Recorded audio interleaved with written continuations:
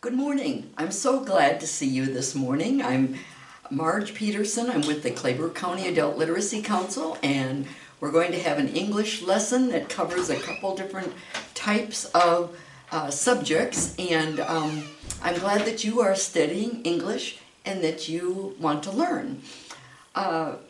If you are interested in coming to an in-person class, if you're in the Kingsville area or Claybrook County or Kennedy County area, and you would like to attend class, we have in-person classes every Tuesday and Thursday morning from 8:30 to 10:30, and we have we actually have 3 different levels, but right now we're on 2 different levels. But still, if you don't understand English at all, you're welcome to come, or if your parents or somebody that you know wants to come to class, please have them come. You can register the first day that you get here, and we will help you learn English. Okay, so today we're going to continue what we've done in other videos, and that's working with idioms, because idioms are so important. I know that when I was living in Quantico, Virginia, the last time we lived there 3 different times because my husband was in the Marine Corps, and the last time my son was in 7th grade, and there were 2 high school students from Spain, from Madrid, and I would take them to school every morning because there was no bus service to where we lived. We lived kind of close to the school, but far enough that it was kind of long for them to walk. So I would take the 3 young men to school in the morning, and I speak some Spanish, but not fluently, or that I think is fluently anyway. And I wanted to tell the Spanish young men from Spain, have a good day, because I would tell them, have a good day, and then I wanted to know how to say it in Spanish. So my thinking was, have is tiene un buen día, okay? Have a good day. That's how I thought it would be translated. So then I asked one of them, after I said it a couple times, because they looked at me like they didn't quite understand, or I wasn't sure what I was saying. So anyway, then I said, how do you translate have a good day into Spanish, that, and that's when they told me it was que lo pase bien.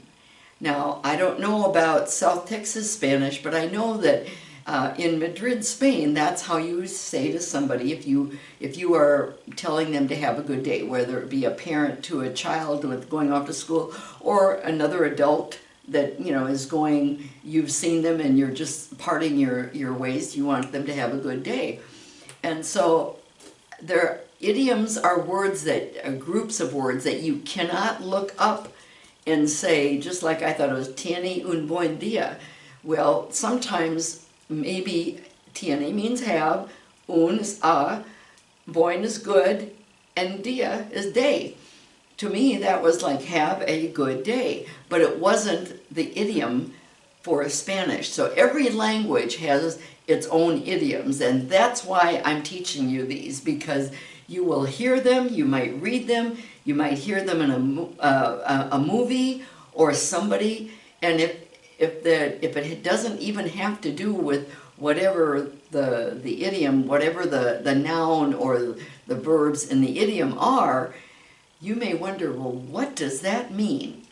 I'm going to help you with that. So let's begin.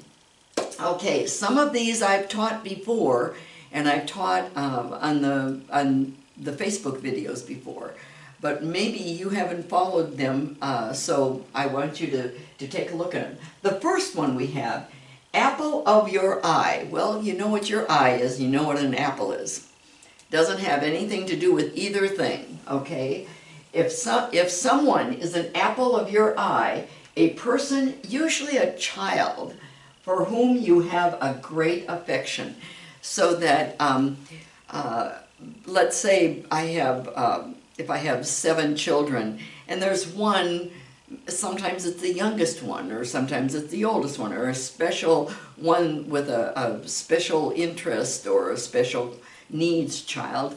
You might say, she's the apple of my eye, which means a person that I have a great affection for, okay? And when you have this apple of your eye, you can, whenever there's a pronoun like that, you can switch the pronoun to a different pronoun.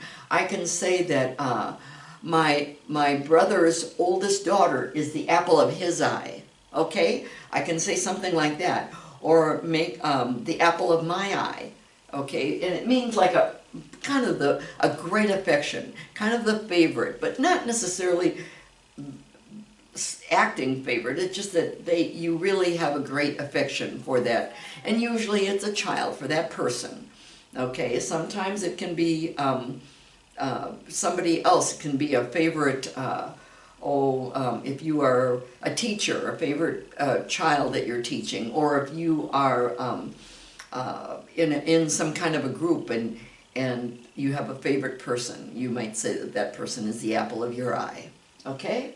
So, okay, this one, apple pie order. You know what apple pie is. Well, this has nothing to do with apple pie either.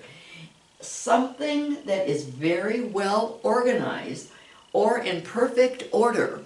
So if you have, let's say that you start a new job, and the person that had the job before you was not very well organized, and maybe you come to a desk. This has happened to me before, and there's all kinds of things like everywhere, and you could really put all of certain things in a certain category and another, in certain places. Okay, so if you end up doing that, then everything is in apple pie order, very well organized, or in perfect order. Not order like first and second and third and that kind of order. No, it's an order that if something is very orderly, okay? So if something is in apple pie order, I wish my house was in apple pie order right now, but it's not, but sometimes it is, okay? Which means everything is in the right place, okay? The place that I want it to be, we'll put it that way. Okay, number 3. Go bananas. Now there's another one that is go crazy, go bonkers, those kinds of things. Bananas is one that people, don't go bananas. To behave in a crazy way due to an emotional upset. So that if you hear some upsetting news and you go, oh no, and you're just very emotional about it and can't settle down. Someone might say, don't go bananas over this, okay? To behave in a really crazy, unusual way, to not be, how do I say, calm about things, or keep your senses, okay? In a crazy way, due to an emotional upset, go bananas. And I'm sorry, these two, you would say, an apple of your eye, apple pie order, that's, you wouldn't say an apple pie order. No, you just say that it is in apple pie order. Okay, this one, to go bananas. I didn't put the to on the ones that are infinitives, but that's to go bananas is what the idiom is. Okay, and this one would be to spill the beans. Okay, to reveal a secret. If you spill the beans, you know what beans are. If you spill the beans, they go everywhere, okay? So another idiom, to let the cat out of the bag, because someone asked me about that once, does that mean to let the cat out of the bag? Yes, it does. Both of them are to reveal something that should be secret, okay?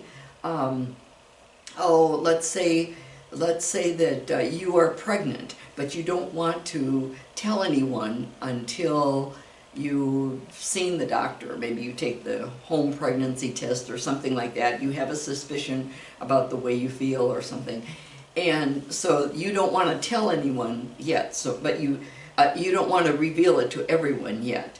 but you tell your best friend or your sister, or and they're so excited that they just can't help themselves, and then they tell their best friend or someone else, and they let the cat out of the bag. Okay, pretty soon lots of people know, because somebody spilled the beans. Okay, to spill the beans. If you spill the beans, you reveal something that's secret, that is supposed to be secret, and now it's not a secret anymore. Once you spill the beans, or once you let the cat out of the bag, I don't know how either of them came to mean a secret, but that's what the idiom is, so that's why we want you to know it. Okay? To butter, and this would be to butter, not the butter, but this would be to butter somebody up. That means to flatter or be very nice to someone in order to get something. So another thing that, let's see, to butter somebody up, if you want someone to do you a favor, you might say, oh, call them, oh, you're so wonderful, you're just the best person in the world, I just love you so much. You're trying to flatter them, you're trying to butter them up, because sometimes teenagers will do that. They'll say, oh, you're just such a wonderful mom, oh, thank you for being so wonderful. Can I borrow the car? Okay, in order to get something, okay? So that's the idea, is that it's like an ulterior motive. The motive doesn't show. To butter somebody up means to flatter. That word, flatter, it doesn't mean something flat. It means to give them compliments. If you flatter somebody, I know that was something I had on my if you flatter somebody, you give them compliments. And maybe the compliments are true, but you're just trying to tell them all these nice things about themselves, so that they will give you something, borrow the car, or you want to, I don't know, you want to borrow something of theirs, can I borrow your sweater, or something like that, So you're trying to give compliments for an ulterior or an outside reason, okay? Not because you're just giving them compliments. So, these are the first 5. I'm going to give you 5 more. The apple of your eye, apple pie order, to go bananas, spill the beans, to spill the bean, to butter somebody up. Those all involve food or drink. All of them involve food in this one. Okay, we've got 5 more I'm going to give. And some of these, I know we've had a couple of these before. A piece of cake.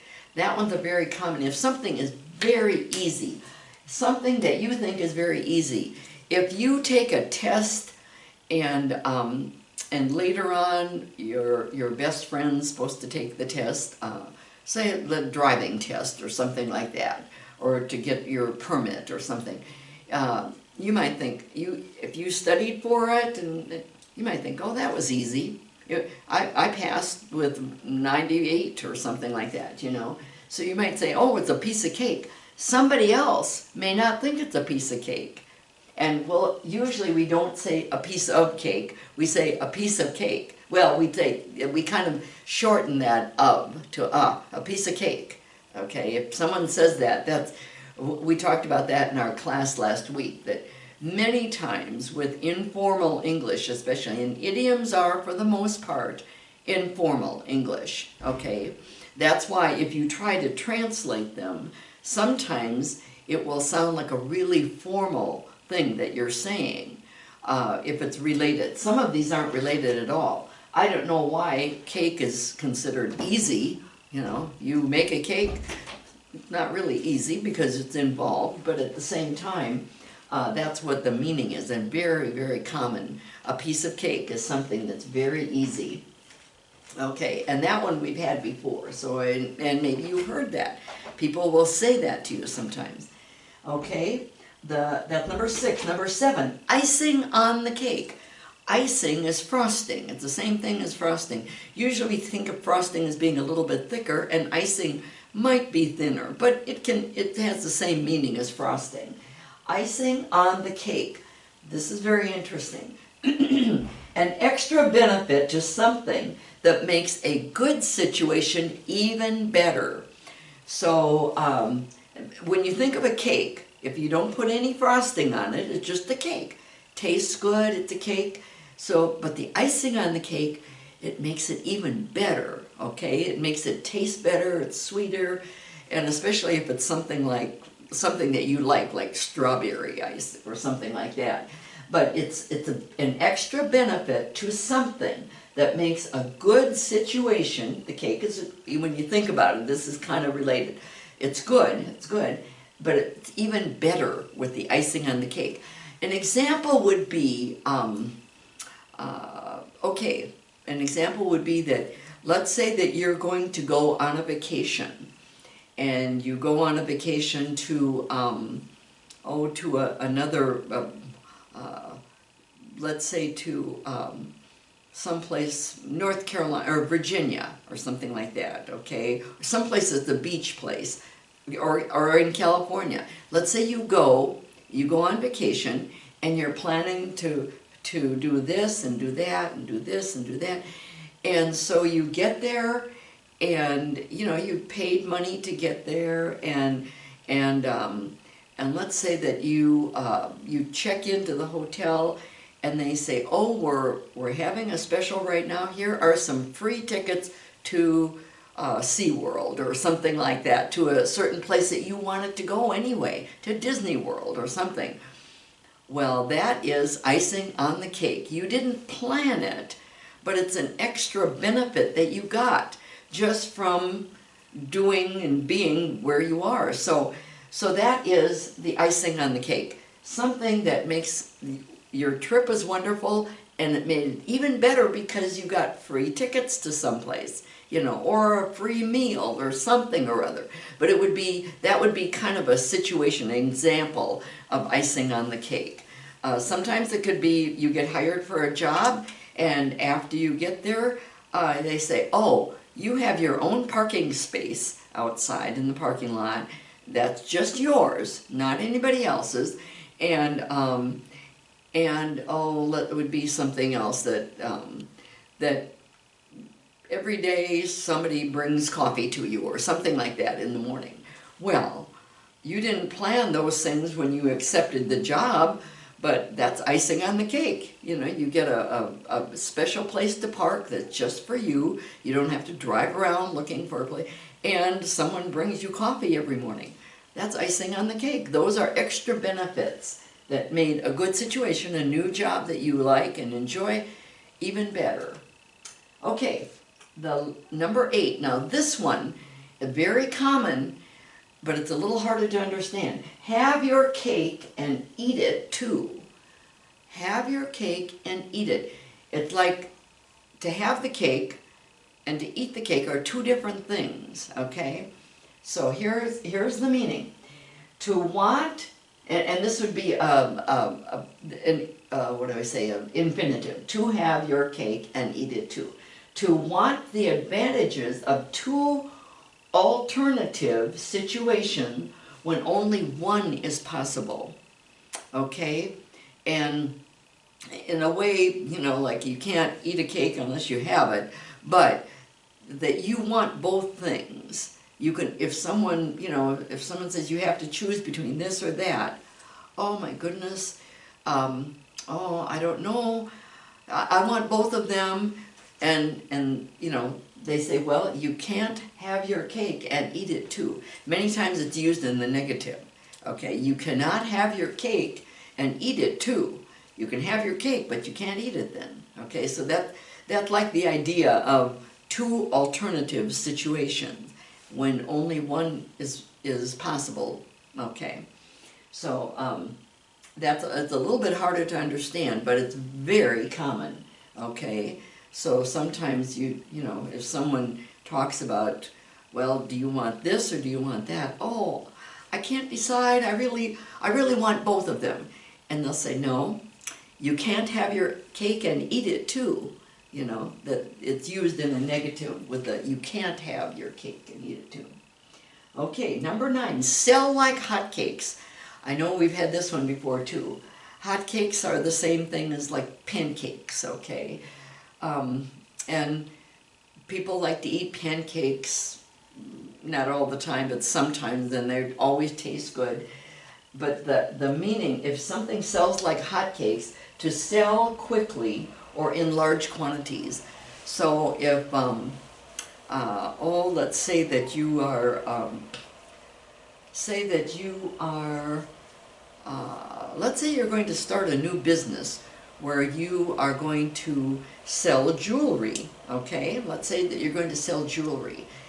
And the jewelry, there's a special sale at a certain time, or maybe it's just popular because it's a good price and very nice quality, and people like the jewelry very well. So you said,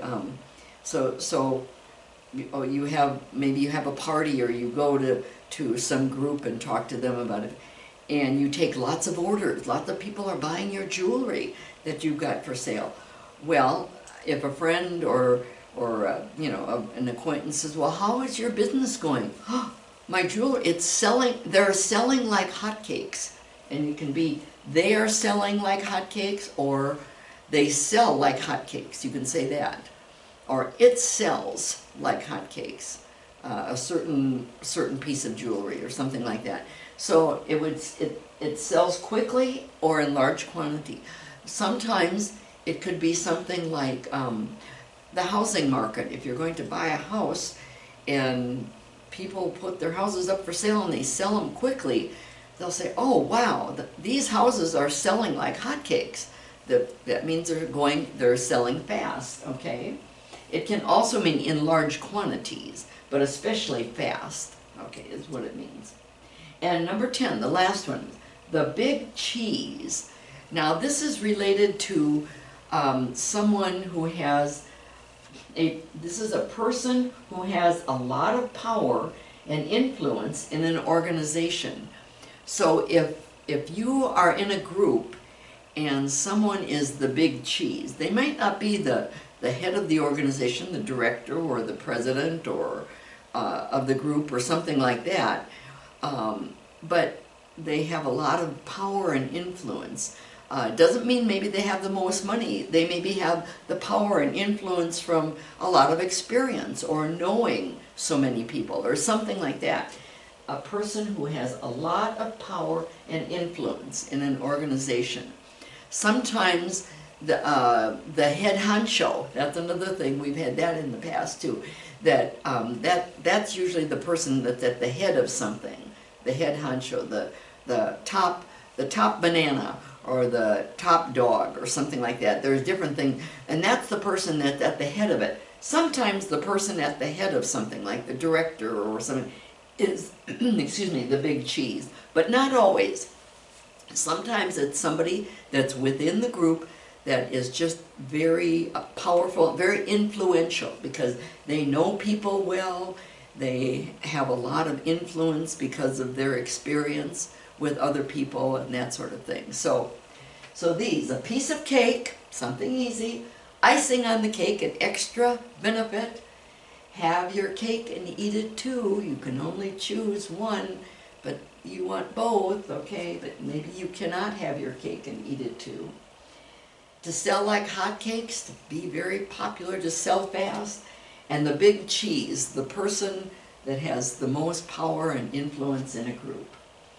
So, I hope that you have learned something from these 10 idioms, because they're all idioms that have to do with food and drink, okay? Most of them have to do with food. We have about 10 more, so next time we're going to have do more. But I hope that you have written these down, and you will practice, read them over, practice saying them, and when you do, it might make you aware of when someone says, oh, she went bananas, okay, that she acted crazy, she started, or if someone talks about, oh, and that's the icing on the cake, that you will know what they're talking about, okay? Okay, I have one other lesson today, and it's a grammar lesson, and it deals with pronouns. I'm going to put the whole word up here. And you maybe know what pronouns are. We're going to look at several different kinds of pronouns and things about pronouns. I'm going to erase that because I think I will just leave it like that. And there's two basic kinds of pronouns, okay? There's subject pronouns and there's object pronouns. And we're going to look at both of them today. And I'm going to give you examples, and I want you to practice them because I'm going to put them up here and we're going to make substitutions. Okay, the subject pronouns. If you are changing the way that when we conjugate verbs, okay, we usually use the subject pronoun. I, these are singular. You, singular. He, she, or it. And we often say this is first person singular, second person singular, third person singular. Now the plural of I is we. Okay?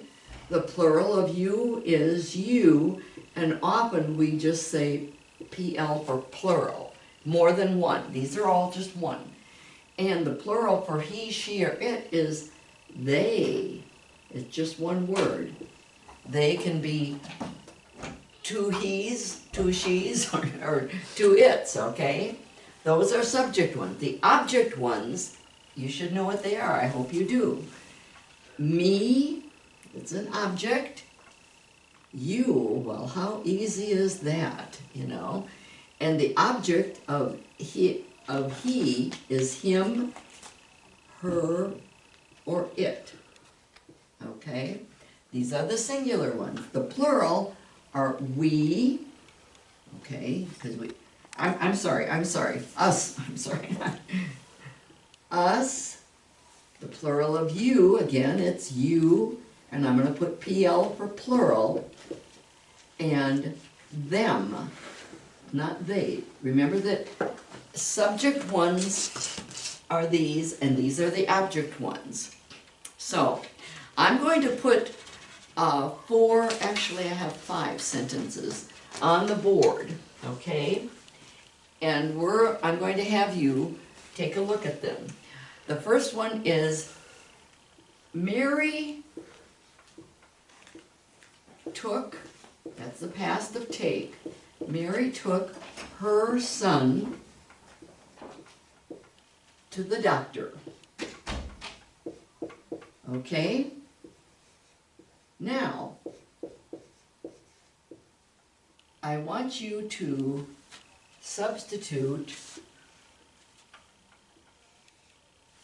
and here's a pronoun, but it's the possessive pronoun, okay?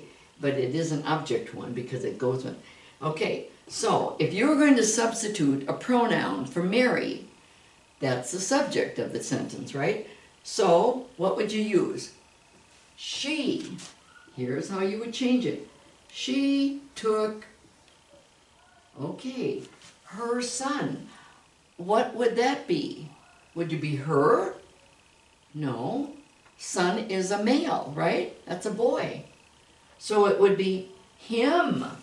She took him, and I'm going to just go like this, to the doctor, because that's what we're doing. She took him to the doctor. Mary took her son to the doctor.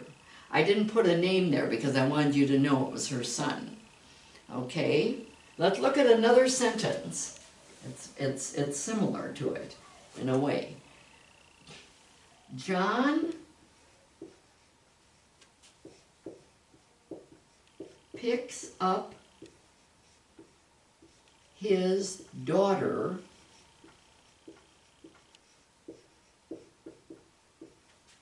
from school every day. And the way you know, I guess you can use it in the past, but the way that you would know that we use picks up, we use the present tense, is because we have the word every day there, okay? Let me move this over just a little bit, make sure you can see every day. Anytime it says every day or daily or something like that, it's usually present tense, okay? If you're talking about things that happened in the past, John picked up his daughter from school every day. You can use it in the past. It's kind of the context of what you're talking about. But usually we would use it if it says every day or daily or something like that. We use it in present. Okay, so I want you to substitute either the subject, I want you to substitute a subject pronoun for the subject of the sentence and an object pronoun for the object. Okay, so what would John be? He, wouldn't it? He picks up, and those two little, it looks like a quotation mark, it's a repeat. If you have that underneath, okay, that means repeat, the same thing. So I want you to say, he picks up his daughter. Okay, it says his, because that's referring to John, his. But what is daughter? Not a male, female. So John picks up, oh, okay, I'm sorry. Here's, I think I put it up here wrong too. Okay, okay, it would be her, but this is one of the reasons that picks up is that's a two-word verb that is separable, and some of them you can separate and sometimes you can't. So I'm going to separate this one right now, because you can, when you use his daughter, John picks his daughter up from school every day. You can separate that. Now, if you substitute this, his daughter, for what? Daughter is a female, so you have to use her. Once you make the pronoun in here, you've got to separate it. You can't say picks up her. Picks her up from school every day. Okay, so once you use the pronoun, and that's a little bit later lesson, but it is important to know. Maybe you're at that point that you understand that John, he picks her up from school every day, not picks up her. No, you can say if it's a noun, he picks up his daughter. You can say that, but you can't say he picks up her every day. He picks her up. We put the pronoun in between in this. The two-word verb. Okay, here's another sentence. Sandra asked her neighbors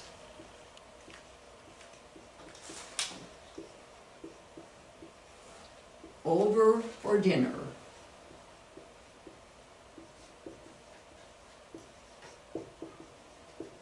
And I guess actually when you say over, it means over to her house, but usually we just say over. So, okay, what is the subject? Sandra. Okay, and the object is her neighbors. Let's look at this one. What would you use for Sandra, for the subject? Sandra is a female, is a woman. She asked, who are her neighbors? And the object pronoun. Them, yes. She asked them over for dinner. I could have put else like this, like I did the other time. Because neighbors are more than one. Okay? So she asked them. You wouldn't use her, it's her neighbors, because that's the possessive pronoun. But this, we're looking just at the object ones. Okay, I've got another one. Robert drove his brother to the airport.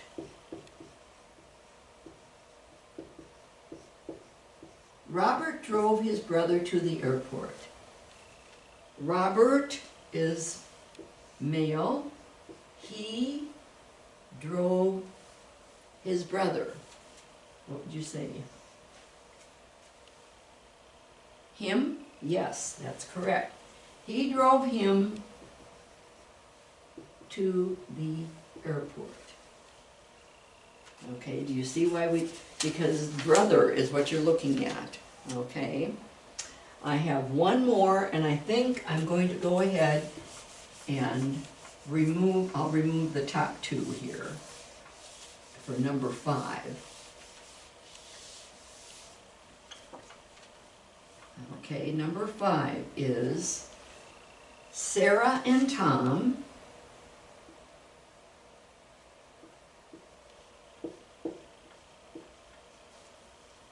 brought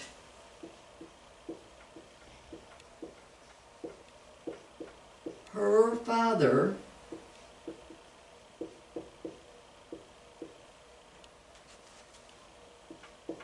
to the party. Okay, Sarah and Tom. What pronoun, what subject pronoun would you use for Sarah and Tom? They, correct. I hope you got that one. They brought, okay, her father. They brought her? No, they brought him.